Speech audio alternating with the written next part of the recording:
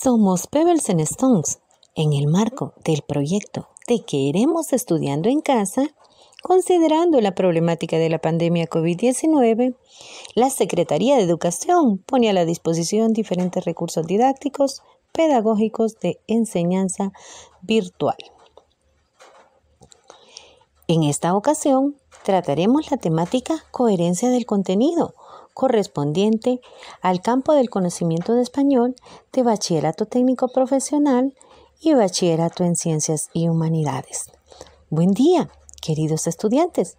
Soy Samia Yanina Herrera Mondragón, magíster en educación y licenciada en ciencias de la educación español, actualmente docente del Instituto Cristiano Bilingüe Pebbles and Stones de la ciudad de Dalní, departamento de El Paraíso, dirigido por la distinguida directora Mrs. Ruth Lisset Salinas Mendoza.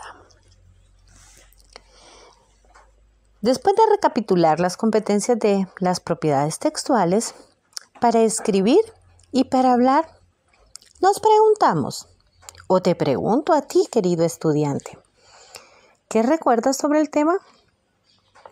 ¿Qué es un comentario de texto? ¿Cómo se elabora? ¿Por qué elaborar un comentario de texto? La definición de qué es un comentario de texto es básico y nos referimos a un conjunto de enunciados que forman una unidad máxima de la comunicación. ¿Sí?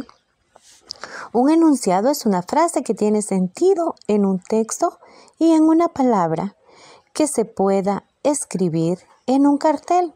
Por ejemplo, la palabra peligro se lee como tal.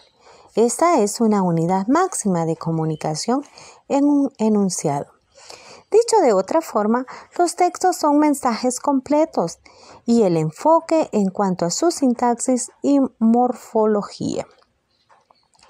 Si nos fijamos desde afuera en lo que se intenta decir, podemos saber que la gramática de inglés es muy amplia, pero al llegar a un punto donde solo se habla inglés y tratamos de relacionarnos en ese ambiente, puede ser fatal.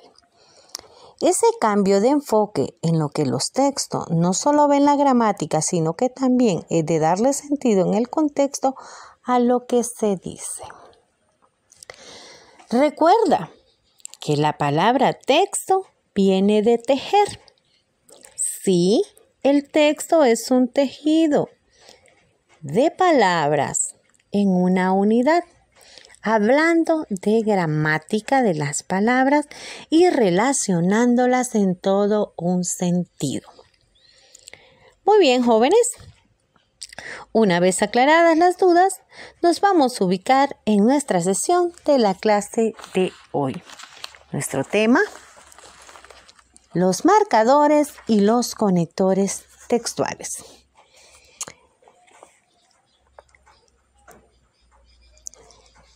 ¿Hablamos de los marcadores textuales? Sí. A usted le estamos hablando, querido estudiante de Honduras.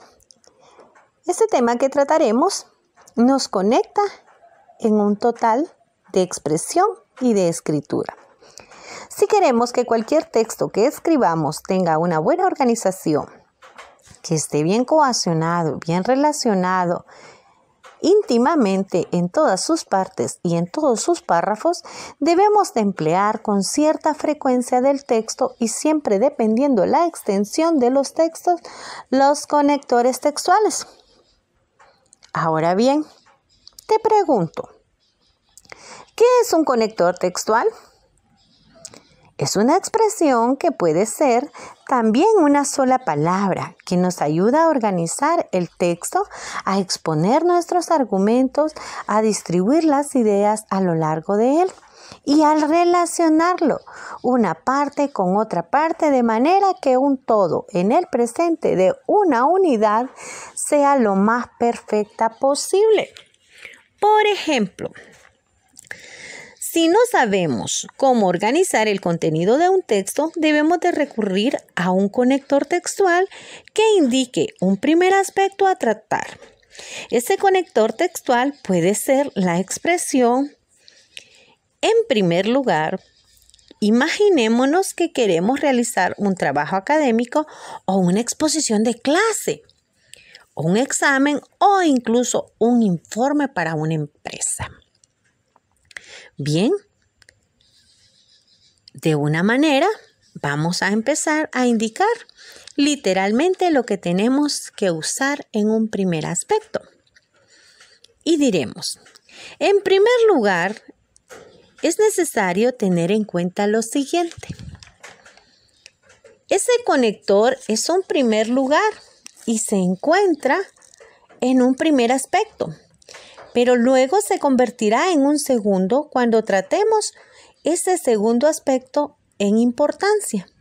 En un tercer, cuando tratamos el tercer aspecto, y así sucesivamente hasta llegar al último marcador textual, que puede ser último, finalmente, en conclusión, en definitiva y por último lugar. Conviene, no obstante, no ceñirnos a este conector o a un conector en concreto. Hay que introducir otros o distintos para no resultar monótonos. Podemos añadir a partir del conector de un tercer lugar otros conectores tales como, por otro lado, además, asimismo, en el mismo sentido, etcétera, etcétera. No olvidemos que detrás de cada conector o marcador textual es conveniente colocar una coma, es decir, conectores textuales que deben de separarse por una pausa, por un signo de puntuación, por un signo, especialmente el de la coma, de lo que se va a después a fijar. En un primer lugar, debo de advertir que los datos que voy a exponer no son definitivos. Por otro lado, es necesario tener en cuenta que hay algunas excepciones importantes en todo este proceso. Dejamos unos puntos suspensivos indicando que hay continuidad en el texto. Finalmente, hay que establecer un protocolo de actuación en cada una de las fases. Sí, estos conectores deben de estar siempre conectados en un lugar privilegiado del discurso, es decir, al principio de la frase, para tener ese entretenimiento inicial y convertirse en el principio. Vamos a exponer la clasificación textual o marcadores textuales, que son distribuidos según su clase y significación así.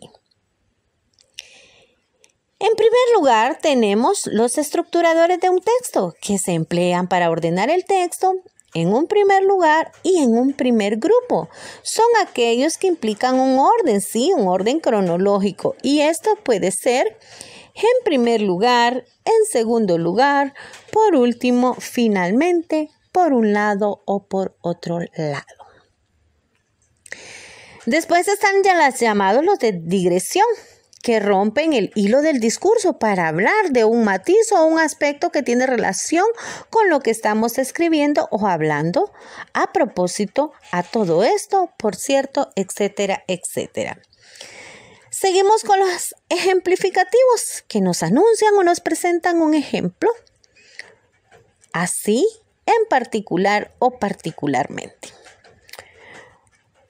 Por otro lado, tenemos el grupo de marcadores argumentativos que nos indican diferentes relaciones entre las partes de un texto en un primer grupo y los aditivos, que nos indican que vamos a añadir un aspecto en cuestión a lo que hemos redactado hasta ese momento. Ejemplo, además, por añadidura, también asimismo. Los adversativos son los que también podemos llamar contraargumentativos y nos sirven para poner algún tipo de objeción o manifestado al instante para contraargumentar y aportar un razonamiento contrario a algo que se acaba de expresar. Ahora bien, al contrario, en cambio, en realidad, no obstante y sin embargo. Otro grupo de los marcadores consecutivos nos indican una consecuencia y nos introduce una clase de consecuencia o matriz de nuestra exposición o discurso, así pues que en consecuencia, entonces, por lo tanto. Finalmente, los reformulativos y los que usamos para un nuevo replanteamiento o matiz, dando un punto de vista a nuestra exposición con respecto a alguna idea que acaba de exponer en un primer subgrupo.